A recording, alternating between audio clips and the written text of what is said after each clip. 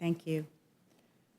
I am disappointed, but not really surprised, that House Republicans have chosen to waste more time this week with a package of messaging bills that do pretty much nothing to change the law or the status quo with respect to immigration at our southern border. Despite all their bluster and dramatic visits to the Rio Grande, they've shown time and time again they're not really interested in fixing problems for the American people. They only want to campaign on them. House Republicans have rejected, as Mr. Nadler said, the president's request for supplemental border security funding. House Republicans have rejected serious negotiations and common sense policy solutions to address responsible and effective border management and immigration courts, the root causes of migration, and functioning legal pathways to citizenship. And now, as House Republicans waste time by bringing up these redundant messaging bills, they're rejecting a bipartisan immigration bill that Senate Democrats and Republicans and the Biden administration have worked on for months. They're refusing to even consider that bipartisan bill because their party leader, Donald Trump, told them that he wants to campaign on the issue and that fixing some of the problems at the border would be a win for President Biden and therefore bad for the Trump campaign. They said the bipartisan bill is dead on arrival in the House before they even saw the terms of it. And therein lies the problem, doesn't it?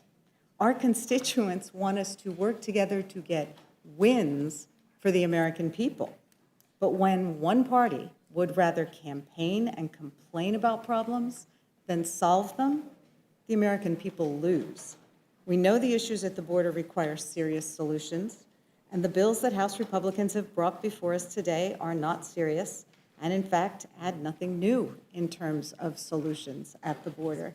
Mr. Nadler, would you agree that by and large these bills duplicate existing law regarding deportation and who should be excluded?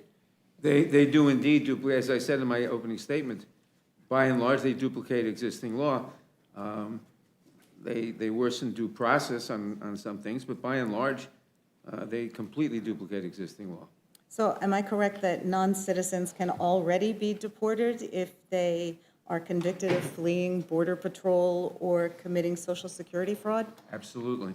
And am I also correct that members of Hamas, which the U.S. has rightly already declared a foreign terrorist organization, are already ineligible for admission to the United States? Yes. So while these bills provide an opportunity for our colleagues to thump their chests and pretend they're doing something to address border security, they don't really change the status quo at the border at all, do they?